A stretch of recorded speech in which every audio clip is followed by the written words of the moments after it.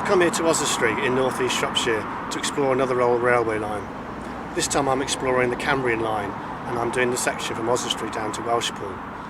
This of course is just part of a huge network which ran in Wales and in Shropshire.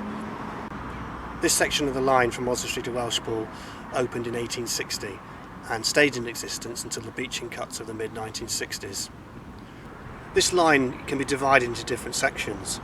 There are two parts which are now preservation lines. We have a small bit here in the station where the trains shunt in and out up to the north part of the platform and back down to the south part of the platform, and on certain weekends, particularly in August, they get visiting steam engines. Then a bit further south we get to Llanclis, where there is about 1.25 miles of preserved line where they run DMUs. So this of course makes it possible for future developments of the preservation line, should that be what the society wants. Now, it was really sad when beaching came because Oswestry had been a really busy railway station and an important junction, but the beaching cuts saw all the lines closed and Oswestry just suddenly became part of the railway wilderness. Hopefully in the future we'll see this as quite a long preservation line with a link back to the main railway network at Cambrian. Here at Oswestry Station we've got quite a nice map of the Cambrian Railway, and you can see how it stretches from Shropshire into the heart of Wales. And it's this section here from Oswestry to Welshpool that I'm going to be exploring on this journey. Let's take a closer look at the route. On the Ordnance Survey map we can see Oswestry here, and the route came down through Llanclis, Pant, Llanymynech, Four Crosses, Ardleen, Pulquay and down to Buttingham Junction. Buttingham Junction is where originally the Shrewsbury to Welshpool line joined on, but of course as the Oswestry line closed, this stretch down into Welshpool just became part of the Shrewsbury-Welshpool line. Let's just take a look at my sketch map. We've got Oswestry here in the north with its lines up to Cambrian and north east up to Ellesmere and Whitchurch. So we're going to follow the line south down to Llanclis, passing this point here, which was one of the two lines into Wales off this line, but we're going to carry on through Pant to Llanymynech, where a second branch went into Wales. We're going to continue past Four Crosses, Ardleen, Pulquay and down to Buttingham Junction, where it joins the Shrewsbury to Welshpool line. I've got a picture of Oswestry Station in my book, and it's from 1954, and the number of lines that you can see here clearly shows what an important railway point it was on the Cambrian line. If I look north we can see the bridge that spanned the whole of the railway from the Cambrian works right across to the other side of the road which now exists. Under this bridge were about 10 lines going north, whereas nowadays we can only see the evidence of one line. This does show you what an important point this was on the Cambrian Railway Line. From the north of the station looking south you can see the area where all the lines used to be. All this roadway here, and in fact the main road you can see, was all lines, up to 10 railway lines. If we go back to the picture and look past the train we can see some buildings on the down line. These were quite important station buildings on the east side of the track. If we look today we can see there's no remains of those buildings, but we can still see evidence of the sidings and the signals, but there's no remains of the buildings at all. All that's left is the main station building, which we'll go and visit now. The main station building at Oswestry is still intact.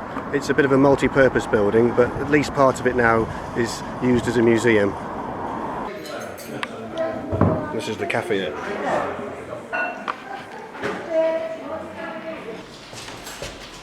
And here in the old station is the old ticket office. Well, there's a really nice museum here at Oswestry Station for the Cambrian Railways, and we're going to go and have a look at this now.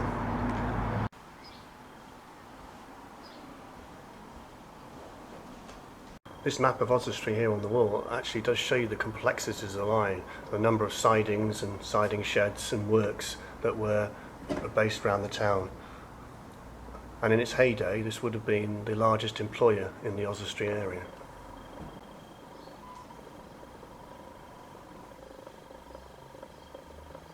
I've got two pictures on the wall here that show Oswestry in its heyday.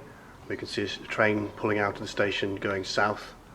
It doesn't say the year, but the picture below shows a train pulling out north from 1963, so this is actually towards the end of the steam era, but if you look on the left, you can see that part of the station buildings on the down platform and the footbridge, which no longer exists. One great piece they've got in the museum here at Oswestry is the old railway sign from above the station building. And this is the original sign, now surrounded by various things, but you can see the original sign of saying Oswestry Station.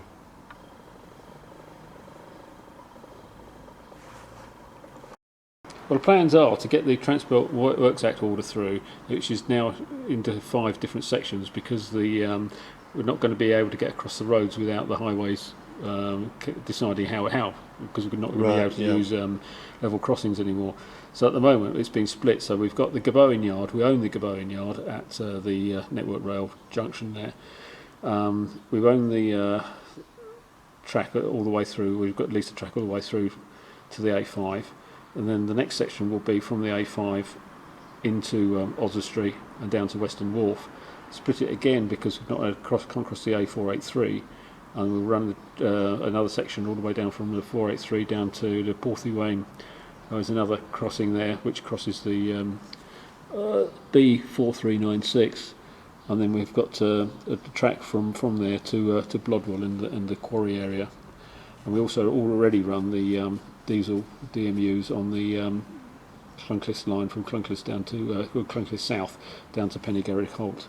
So you're looking to get up to Gabowen, is that the plan? That would be nice, but we have to cross the A5 somehow, and that's going to be a lot of money. And with restructuring of the A5 due, we're miles away, years away from it, because they're eventually going to have to dual it. So we've got to take that into consideration. So we go where the money is, and at the moment the money is saying, and the most feasible project is to go south to Western Wharf, go from Oswestry south to Western Wharf, and that is the current aim of the project. We're not stopping doing other things. We're still going to keep clearing the line and still keep on maintaining the entire line, all 11 kilometres of it. But the most feasible thing from a tourist and Heritage Railway point of view is to run from Oswestry Station down to Western Wharf. Yeah. Can you ever join these two pieces together? Is that feasible? Or is well, as long as we get permission to cross the roads. I'm with you. As long as the Highways Authority come up with either overpasses, underpasses, or some other scheme for us to cross the roads, then we'll be through. Right. So as soon as we get the Transport Works Act order through, gives us permission to run on the line, we'll be able to seek funding to do that.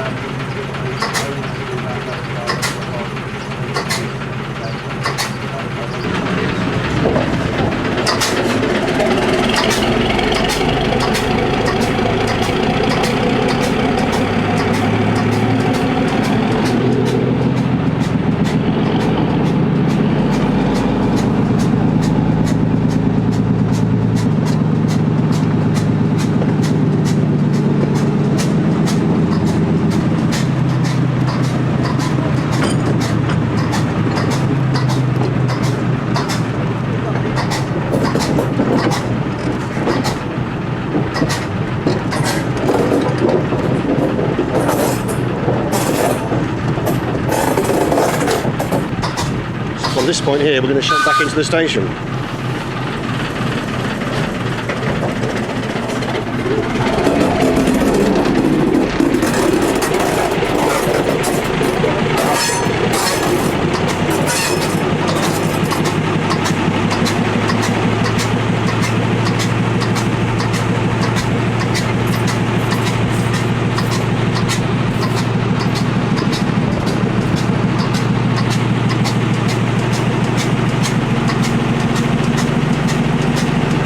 The old works over there then? It is, yeah, that's the old works building over there. So was that for building train? I don't know. Yeah, building carriages, maintaining locomotives. Right. Is that the main sort of building for the Cambrian Railway? Yes. So was Oswestry the centre of the Cambrian Railway? It was at one point, it was the headquarters. You had the headquarters on the left here, and there was a replica building on the other side.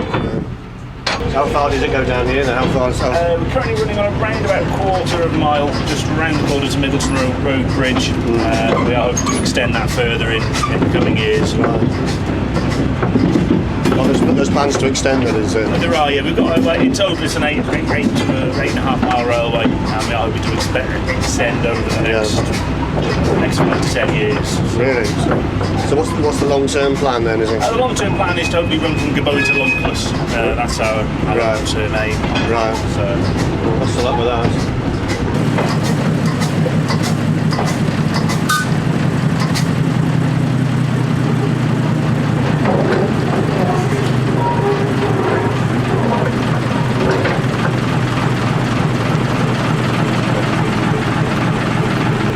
this is about as far as it goes. Now we've come on a bit of a side track here, a bit of a junction. Obviously ahead of us there is where the track continues south. And as we can see, the track is still in place. And there are plans for a future extension, as we just found out.